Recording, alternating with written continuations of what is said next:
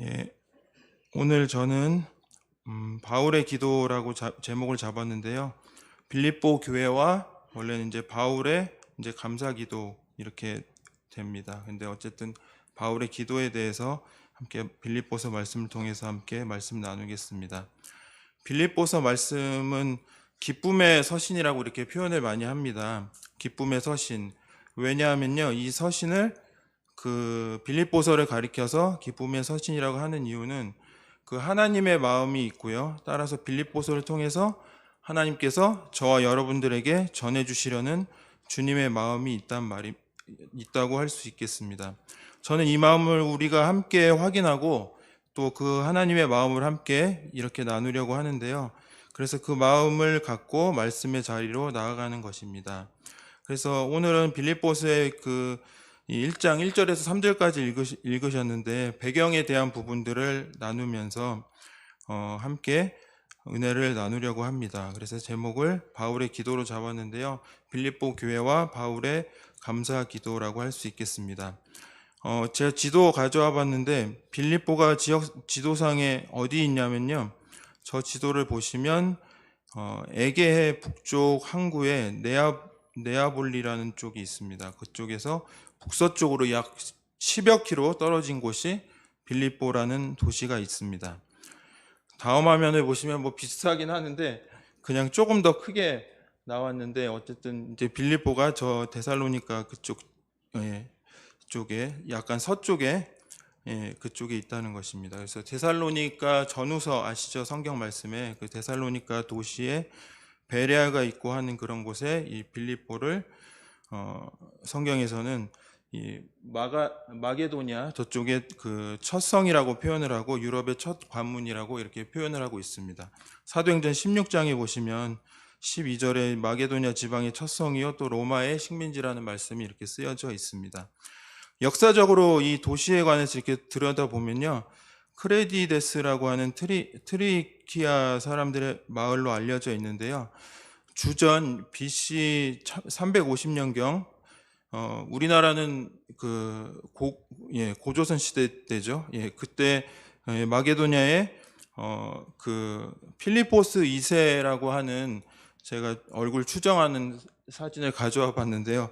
잘 보이시는지 모르겠습니다. 어쨌든 이분이 그 알렉산더 대왕의 아버지입니다. 그래서 알렉산더 대왕의 아버지가 이 필리포스 2세였는데 이곳을 알렉산더 대왕이 정복하면서 필리포이라는 이렇게 이 지역을 이렇게 명명하게 되는데 이게 이제 빌립보 이렇게 명명하게 되었습니다.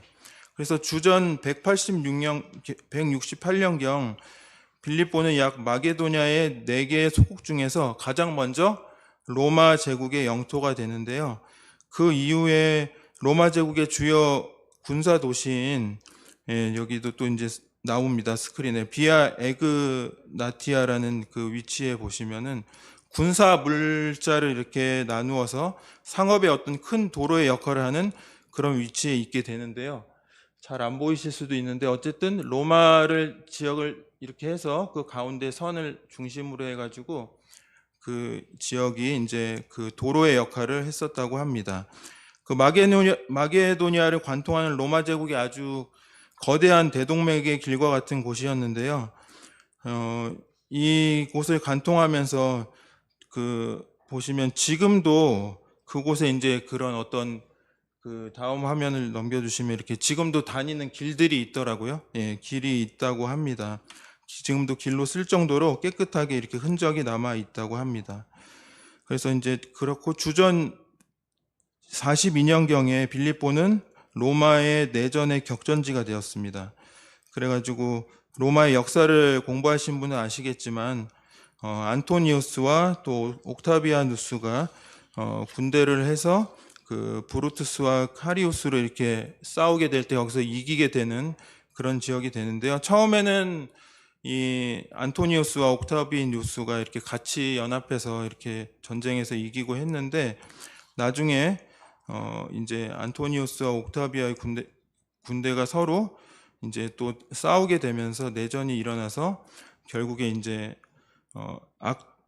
해전에서 옥티비아누스가 승리를 하게 됩니다. 그리고 이제 우리가 잘 아는 클레오파트라와 함께 살았던 안토니오스는 이제 죽음을 맞이하게 되고요. 옥티비아누스가 이제 승리를 거두면서 이제 로마의 그 카이사르 아구스토라는 칭호가 붙이게 되면서 최초로 황제가 되면서 이제 그 로마를 평정하게 됐습니다. 그래서 이제 옥티비아누스가 그 아우구스투누스라는 칭호를 붙이게 되죠. 그리고 그는 이곳에 빌립보에 자기 수하의 공을 세운 퇴역 군인들을 이곳에 이제 정착시키면서 그들에게 많은 특혜를 주었다고 합니다. 로마 시민이 누리는 법적인 자격이나 또 동등한 시민권을 이들에게 부여를 했고요. 그 퇴역 군인들에게 수고함에 대한 공을 해서 보상을 해 주었다고 합니다. 그런 곳에 이제 빌립보라는 곳에 이 퇴역 군인들이 많이 살다 보니까 그곳에 군인들이 많이 있었고요. 또 작은 로마라고 불릴 정도로 굉장히 로마적인 분위기가 들어져 있었다고 합니다. 로마에서 가서 볼 만한 그런 건축물들이 그곳에도 많이 있었는데요. 지금도 그 잔해가 남아 있다고 합니다. 따라서 이 빌립보는 로마에 아주 굉장히 충성하는 그런 분위기가 이제 돼 있었고, 이제 그런 때 바울이 복음을 전했다는 것을 알 수 있습니다. 무엇보다도 사도 바울은 로마의 시민권을 가지고 있었어요. 그리고 대단한 영광이고 특혜를 누리는 것으로 여겼는데 실질적으로 로마의 시민권으로 많은 특혜들이 있었다고 합니다. 여러분들 잘 아시다시피 사도행전에 그 사도 바울이 22장 25절 그 22장에 보면 엄청 매를 맞는 그런 내용이 나오는데, 자신이 로마 시민권자라고 이렇게 얘기를 하자 천부장이 나는 돈을 엄청 이렇게 큰 돈을 들여서 로마 시민권이 되었다고 얘기했을 때, 사도 바울은 나는 태어날 때부터도 로마 시민권자였다고 이렇게 얘기를 합니다. 그래서 그 천부장이 그때 깜짝 놀라게 되죠. 왜냐하면 그 당시에 로마 시민권을 가진 사람에게 법적인 재판의 과정을 묻지도 않고 어떤 가해를 하게 되면 그 가해한 병사는 어떤 처벌을 받게 되거나 그 군인복을 벗어야 되는 그런 일들도 있었다고 합니다. 그만큼 로마 시민권자라는 게 대단한 권리를 행사했다는 것이죠. 그렇기 때문에 이 빌립보서에서 이 로마의 시민권과 빗대어서 하늘나라의 시민권에 대해서 사도 바울이 말씀을 하고 있습니다. 그거를 천국의 시민권 이렇게 말씀을 하는데요. 빌립보서 3장 20절에 보시면 세번역 성경에 이렇게 되어 있습니다. 우리의 시민권은 하늘에 있습니다. 그곳으로부터 우리는 구주로 오실 예수 그리스도를 기다리고 있습니다. 라고 되어 있습니다. 그러니까 우리의 시민권은 하늘에 있고 그 구원하실 예수 그리스도를 기다린다라고 이렇게 쓰여져 있는데, 시민권을 갖는 게 굉장한 영예와 자랑과 굉장한 것으로 로마의 시민권을 가진 게 그렇게 여기지만, 우리의 시민권은 이 땅에가 아니라 하늘에 있다고 사도 바울이 이렇게 말씀을 하고 있죠. 이 땅에 있는 로마의 시민권은 이 땅에 사는 날 동안 누릴 수는 있지만 우리의 시민권은 썩어 없어지는 것이 아니라 영원한 천국에서 누리는 놀라운 권세라고 말씀하였습니다. 여러분, 우리의 시민권은 어디에 있다고요? 하늘에 있습니다. 천국에 있습니다. 그리고 빌립보라는 이 도시는 충성된 분위기에 로마에 이렇게 붙들려서 작은 로마라고 축소판이라고 할 수 있는 도시였습니다. 그런데 이 빌립보라는 도시에 어떻게 교회가 세워졌을까요? 어떻게 세워졌냐면요, 사도행전 16장 말씀을 보시면 알 수 있습니다. 이 말씀도 제가 세번역 성경으로 가져와 봤는데요. 이제 사도 바울이 이제 계속 선교 여행을 다니면서 이런 내용들이 나옵니다.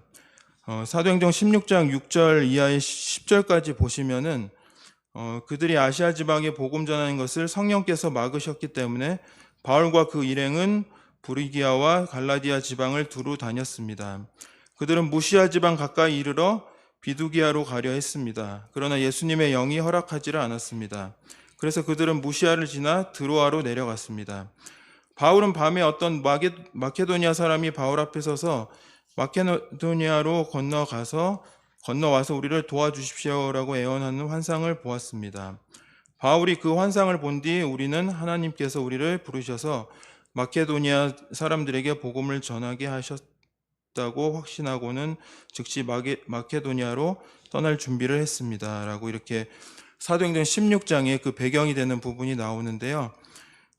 이제 이 본문을 보시게 되면 사도행전에서 1차 선교 여행을 마치고 사도 바울이 이제 예루살렘에 와서 안디옥 교회에 가서 이런 보고하는 내용들이 사도행전 13장에 나옵니다. 그리고 1차 선교 여행을 마치고 다시 교회를 세웠던 지역을 다시 한번 방문하고 그리스도의 제자들로 다시금 잘 세우기 위해서 2차 선교 여행, 전도 여행을 떠나는데요. 2차 선교 여행 때 큰 사건이 바로 바나바와 이렇게 결국 의견 충돌이 나서 마가를 데리고 가느냐 아니다라고 해서 결국 바나바와 이 사도 바울이 헤어지고 바나바는 생질이라고 하였는데 조카라고도 하였는데 또 사촌이라고도 하는 마가와 함께 가게 됩니다.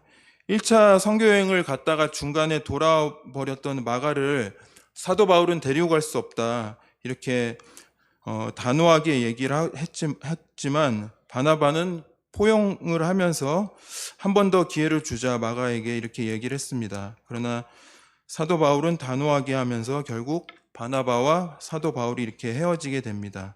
그리고 바나바는 마가를 데리고 구브로로 가게 되고요. 사도 바울은 우리가 알다시피 실라를 데리고 이렇게 2차 선교여행을 가게 됩니다. 분명히 사도행전 16장 말씀에 어떤 이렇게 하나님의 음성을 듣고 이 지역으로 가게 되는데요.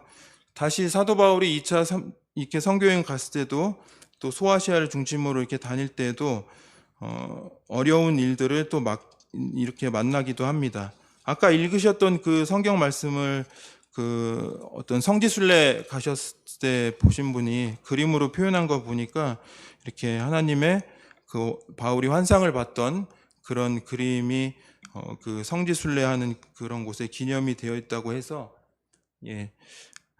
한번 넘겨주시면 나올 겁니다. 그래서 이제 한번 그 그림을 가져와 봤는데요.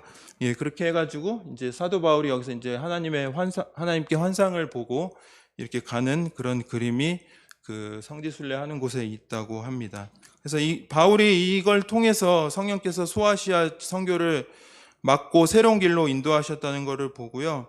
이제 네아폴리라는 곳에 이제 도착하게 됩니다. 그리고 유럽의 첫 관문이라고 할 수 있는 이 빌립보를 가게 되는데요. 이제 그 다음 그림에도 보시면 그 빌립보가 이 지역입니다. 그래서 마게도니아 지역에 빌립보가 저 지역이라는 그림을 제가 보여드린 겁니다. 기독교의 역사에 큰 의미가 있다면 예수 그리스도의 복음이 이제 소아시아에만 전해졌던 것이 아니라 이 복음이 어디로 넘어가게 됐냐면 유럽으로 넘어가게 되고 또 그런 선교의 역사에 아주 의의를 갖게 되는데요. 바울의 이 전도 선교 전략을 보게 되면 새로운 지역에 가서 어떤 지역의 안식일에 이렇게 회당에 들어가서 디아스포라 유대인들과 함께 회당에서 예배를 드리고 접촉정을 갖고 접촉정에서 이렇게 복음을 전하는 게 바울의 전통적인 선교 전략, 전도 전략이었습니다. 근데 빌립보라는 곳에 갔을 때는 회당을 찾았는데 회당이 없었습니다. 그러다가 우연히 어느 강가에서 이렇게 또 어떤 분은 시냇가라도 표현하시는 분도 계셨는데 그 강가에서 빨래하러 온 여인들에게 예수님의 복음을 전했습니다. 그 여인 가운데 루디아라고 하는 자색 옷감 그 CEO죠. 요즘으로 얘기하면 그런 분이 이제 복음을 받아들이게 됐고 여성 CEO고 자색 옷감은 아무나 살 수 없는 그런 귀족들이나 부유한 분들이 사서 있는 옷이었기 때문에 그런 분에게 이제 복음이 루디아라는 분에게 복음이 들어갑니다. 이 자색 옷을 물들이는 게 고도의 기술이 필요했고요. 그 바로 저렇게 해서 자색 옷감으로 해서 이렇게 고도의 기술로 그 옷을 자색 옷을 만들었습니다.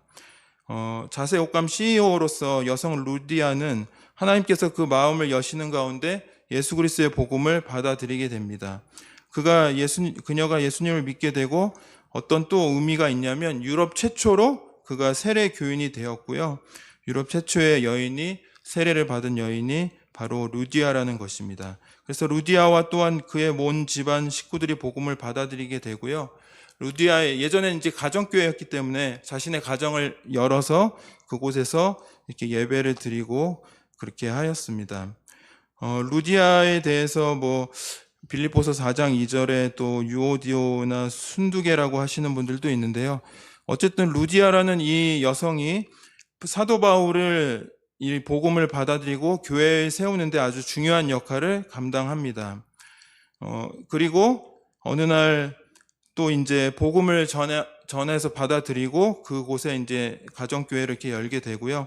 또 이어서 사도행전 이어서 뒤에 말씀에 보면 바울이 기도처소로 가다가 한 귀신 들린 아이를 만나게 되는데 그 아이가 자꾸 사도 바울을 따라다니면서 이렇게 괴롭히니까 결국 사도 바울이 하나님의 종으로서 귀신아 떠나가라 하면서 이 어린 아이를 고쳐줍니다. 여자아이를.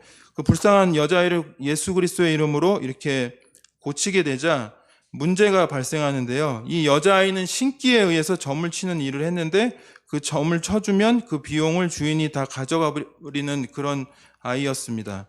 근데 예수님의 이름으로 고쳐버리니까 그 신기가 사라져버리고 그렇게 되자 그 여자아이의 주인이 화가 나서 사도 바울과 실라를 당국에 고발하게 됩니다. 그래서 바울과 실라가 수없이 매를 맞고 손과 발이 차고에 채워질 때 어두운 감옥에 갇혔는데요.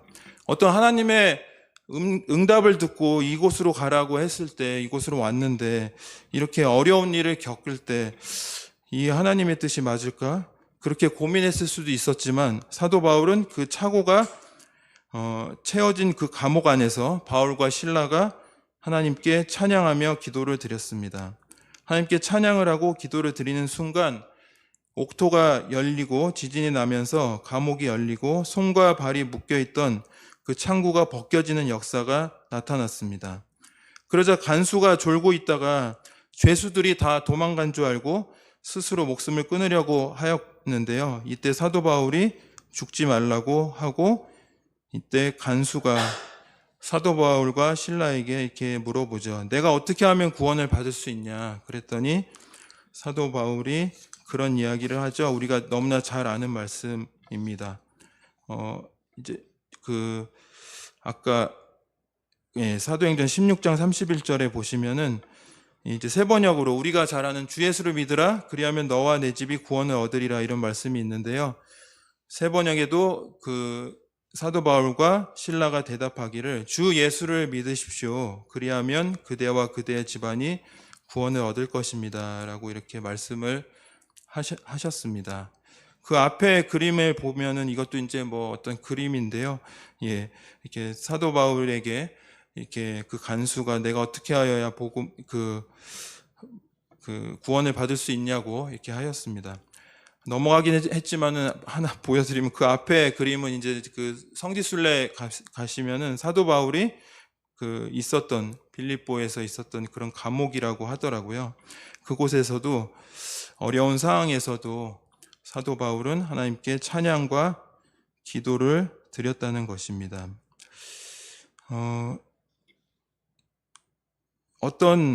아까도 좀 전에 제가 말씀드렸지만 우리가 기도하고 하나님의 뜻을 받고 움직였는데 이렇게 사도 바울처럼 이런 어려운 일을 겪고 매를 맞고 복음 전한다는 이유로 이렇게 하면 사람이 흔들릴 수 있을 것 같은 생각이 들더라고요. 그렇지만 사도 바울은 그런 상황 속에서도 하나님께 찬양하고 하나님의 뜻을 구하였고 그랬더니 또 이렇게 옥문이 열리고 기적이 일어나서 그 죄수가 이렇게 구원을 받은 것을 알 수 있습니다.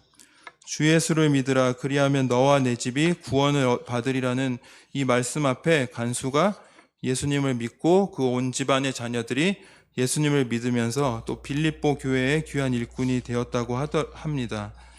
우리가 잘 아는 찬양 요한복음 3장 16절 하나님이 세상을 이처럼 사랑하사 그 가사 2절에 이렇게 있는데요. 주 예수를 믿으라. 그리하면 너와 내 집이 구원을 받으리라. 누구든지 예수 믿으면 멸망하지 않고 구원을 받으리라. 구원을 받으리라. 아멘. 그래서 저도 저희 증조 외할머님이 복음을 받아들이셔서 저에게 이렇게까지 복음이 내려왔는데요. 어제도 또 그 한일 회담 할 때 일본에 지금 이제 뭐 총리님도 물러날 것 같긴 하지만 이시바 총리님도 일본에 크리스찬들이 적잖아요. 근데 4대째 이렇게 크리스찬이라는 그런 신문 기사도 봤는데, 우리가 이렇게 대를 이어서 하나님의 말씀을 믿는 게 이렇게 이 사도행전 16장 말씀을 보면은 예수님을 믿으면 그 집이 이렇게 구원을 받는다는 것을 알 수 있습니다. 교회는요, 건물도 교회지만 건물보다 우리 모두가 하나님의 성전이고 우리가 그리스도의 교회입니다. 그리고 그 당시에는 또 이제 가정교회였기 때문에 그곳에서 모여서 하나님을 찬양하였기 때문에 이제 그 가정교회를 통해서 빌립보 교회가 이렇게 성장해 나아갔던 것을 알 수 있습니다. 이렇게 루디아를 만나고 또 간수를 통해서 빌립보 교회가 세워지고 그곳에 이제 나중에 루디아 기념교회도 빌립보에 있더라고요. 그래서 이제 그런 교회들도 세워지고 하면서 빌립보 교회가 이렇게 성장해 가게 됐습니다. 바울이 이 빌립보서를 쓰게 된 이유는 빌립보 교회에 어느 정도 조직이 갖춰지면서 또한 직분자들이 세워지는 그런 때였어요. 그걸 우리가 어떻게 알 수 있냐면 빌립보서 1장 1절 말씀을 보시면 알 수 있습니다. 우리가 함께 읽으셨던 1장 1절을 제가 세 번역으로 가져와 봤는데요. 여기 보면 성도들, 감독들, 집사들이라고 이렇게 사도 바울이 이렇게 이야기하는 걸 볼 수 있습니다. 그래서 성도님과 감독, 또 이제 장로님이라고 하고 그 다음에 이제 집사님들이 이렇게 세워지는데요. 이런 교회 리더십들이 세워지면서 조직들이 갖춰지면서 직분자가 있었다는 것을 알 수 있습니다. 그리고 사도 바울은 지금 옥중에 로마에 있었기 때문에 이제 빌립보서가 옥중 서신이거든요. 그래서 옥중에서 에바브로디도, 목회하는 그 에바브로디도를 통해서 계속 소식을 접하고 빌립보 교회에 이렇게 세워져 가는 그런 이야기들을 듣게 되었습니다. 교회마다 세워지기까지 교회만의 스토리가 있습니다. 교회는 어느 날 갑자기 세워지는 게 아닙니다. 교회 창립 기념일이 있는 것이죠. 하나의 교회가 세워진다는 것은 아까 말씀드렸듯이 우연하게 어떻게 하다 보니까 그냥 세워지는 게 아니고요. 하나님께서 그 교회를 세우실 때 그 교회를 향한 하나님의 뜻과 계획과 마음의 소원이 있다는 것을 알 수 있습니다. 우리 들풀교회도 그렇게 세워져서 건강한 교회로 된 줄 믿습니다. 빌립보 교회와 같이 우리 모든 성도님들도 아주 특별한 주님의 자녀임을 알고 우리 모두 하나님의 자녀로서 이 빌립보 교회의 성도님들과 같이 어려운 일들을 당하거나 시험을 당할 때에도 그 모든 시험들을 이겨나가면서 끝까지 믿음 생활 승리하시는 우리 모두가 되셨으면 좋겠습니다. 사도 바울이 여러 군데 이렇게 로마서부터 13개의 서신서를 쓰잖아요. 근데 갈라디아서 같은 경우는 이렇게 막 이단 사상 때문에 이렇게 그런 다른 복음에 미혹된 것들에 대해서 이렇게 막 이야기를 했고, 또 고린도전서도 여러 그리스도파, 게바파, 바울파, 아볼로파 이렇게 나눠졌다고 그런 잘못들을 얘기를 했었습니다. 근데 빌립보서는 사도 바울과 빌립보 교회가 관계가 굉장히 끈끈하다는 것을 알 수 있는데요. 사도 바울이 로마의 감옥에 gat혀서 그런 어렵고 힘든 시간들을 지내고 있지만 빌립보 교회 지도자 중에 한 사람인 에바브로디도와 함께 로마를 왔다 갔다 하면서 또 이제 나중에 디모데도 그 빌립보 교회에 보내겠다 전달을 하면서 아주 그 곳에서 받는 그런 것들을 잘 받아서 사도 바울이 생활을 했고, 또 에바브로 디도가 왔다 갔다 하다 보니까 이렇게 짧은 거리가 아니다 보니까 병도 났을 때 또 사도 바울이 에바브로 디도를 이렇게 돌보는 이야기들도 알 수 통해서 사도 바울과 그 빌립보 교회가 아주 끈끈한 관계였음을 알 수 있습니다. 사도 바울이 빌립보서 4장 18절 말씀에도 너희는 아름다운 향기고 하나님께서 기쁘시게 받은 제물이다라고 말씀을 하였습니다. 감옥이란 이제 어떻게 보면은 이제 자유롭게 움직일 수 없는 곳이잖아요. 그렇지만 또 외롭기도 하고 그런 곳이지만 사도 바울은 그곳에서 빌립보 교회에 보낸 이 편지에서 기뻐하라는 이야기들을 많이 하고, 또 너희들은 아름다운 향기라고 이야기를 하면서 그들에게 힘과 용기를 주는 내용들을 알 수 있습니다. 우리가 읽었던 빌립보서 1장 1절에서 3절까지 읽으셨는데, 뒤에 나오는 7절과 8절에도 보시면은 무리를 향해서 나의 매임과 복음을 변명하고 확정함에 너희가 나와 같이 함께 은혜에 참여하였다. 그리스도의 심장으로 너희 무리를 사모하는지 알겠고 하나님께서 나의 증인이라는 이런 말씀을 하였습니다. 너희가 내 마음에 있다. 사도 바울은 이렇게 빌립보 교회를 향해서 말씀을 했고요. 그래서 어떻게 보면은 그 사도 바울과 이 빌립보서를 읽어보면은 이 빌립보 교회와 사도 바울이 연애 편지를 쓰는 것 같은 그런 애정의 표현들이 아주 많이 나온 것을 알 수 있습니다. 빌립보 교회가 이렇게 바울에게 늘 힘이 되고 격려가 되었다는 것을 알 수 있는데요. 우리 들풀교회도 빌립보 교회와 같은 교회가 되기를 기도합니다.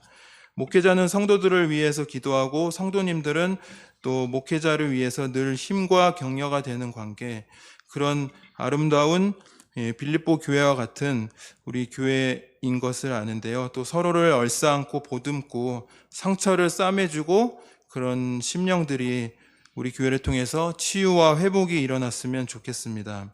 빌립보 교회가 그랬듯이 사도 바울이 이렇게 사랑했던 빌립보 교회와 같이 우리 모두 교회 모든 주님의 그리스도의 몸으로서, 어떤 분은 손의 역할, 어떤 분은 발의 역할, 어떤 분은 입의 역할, 또 다양한 이렇게 눈의 역할, 다양한 역할들을 하시는데요. 그 역할들이 나와 다르다고, 어떻게 보면은 나와 다름 때문에 상대방의 잘못을 보기도 하지만 나와 다름을 인정해주고 서로를 존귀 여기는 우리 모두가 되셨으면 좋겠습니다. 빌립보서 여기 그 4장 15절 이제 끝에 보시면 16절에 보시면요. 빌립보의 교우 여러분도 아는 바와 같이 내가 복음을 전파하던 초기에 마케도니아를 떠날 때 주고받은 일로 나에게 협력한 교회는 여러분밖에 없습니다 라고 하면서 사도 바울이 빌립보 교회를 아주 칭찬하면서 이렇게 도와줬던 이야기들을 말씀을 하고 있는데요. 또 16절에 데살로니가에 있을 때도 여러분은 내가 쓸 것을 몇 번 이렇게 보내주었다라고 하는 이야기들이 나오고 있습니다. 사도 바울이 빌립보 교회를 생각할 때마다 늘 감사하는 마음이 있었고요. 오늘 본문의 1장 3절 말씀에 보시면 나는 여러분을 생각할 때마다 나의 하나님께 감사를 드립니다. 그래서 감사의 기도를 드린다는 내용을 알 수 있습니다. 사도 바울이 이 마음으로 빌립보 교회를 향해서 축복하였습니다. 우리 2절 말씀도 한 번 더 보실까요? 빌립보서 1장 2절에도 하나님 우리 아버지와 주 예수 그리스도께서 내려주신 은혜와 평화가 여러분에게 있기를 빕니다 라고 이렇게 나와 있습니다. 여러분, 이러한 고백들이 날마다 넘쳐나서 주님의 이름으로, 주님 예수 그리스도의 심장으로 이렇게 사모하는 마음으로 빌립보 교회를 향해서 사랑과 헌신에 감사하며 축복했던 사도 바울처럼 우리도 그렇게 살아가셨으면 좋겠습니다. 저도 가끔 힘들다 보니까 저희가 이제 오늘이 8월 24일 맞죠? 예. 결혼한 지 이제 13년 정도 된 것 같은데 항상 고맙다, 미안하다 이런 말들을 잘 못했던 것 같은데 힘들다 보니까 그랬던 것들을 이제 되돌아보고 있는데요. 말씀 준비하면서 항상 우리가 축복의 말을 하면, 고맙다고 하면 고맙다는 말이 되돌아온다는 것을 알 수 있습니다. 우리가 교회 안에서 서로 축복하고 또 고마워하고 감사하는 우리 건강한 교회로 부흥하는 우리 들불교회가 되었으면 좋겠고요. 빌립보 교회와 같이 아름다운 그런 요소들이 우리 교회 가운데 넘치기를 기도합니다. 저는 이제 말씀을 마치려고 하는데요. 교회는 예수님의 핏값으로 세워졌다는 것을 우리가 잘 아시죠? 예수 그리스도의 십자가의 희생으로 세워졌단 말입니다. 그 성경에 보면 아내들은 남편에게 복종하라고 되어 있지만 그 다음에 남편들은 아내 사랑하기를 교회가 그리스도를 위해서 죽으셨듯이 하라고 쓰여져 있습니다. 그래서 남편이 더 힘든 것 같아요. 사실은 그 말씀을 보니까 아내는 남편에게 순종할지라도 제 자아가 안 죽어서 가끔 의견 충돌이 나는데 저희 가정에서도 그 아내를 위해서 죽을 수 있는 그런 마음이 항상 필요하다고 봅니다. 어쨌든 우리가 오늘 이렇게 들풀교회 이 귀한 교회가요 세워진 것을 보면서 또 빌립보 교회가 세워진 것을 보면서 우리 서로 더 격려하고 위로하고 요즘 많이 어렵고 힘든 일들도 있으시겠지만 축복이 넘쳐나는 우리 들풀교회가 되시기를 주님의 이름으로 기도합니다. 아멘.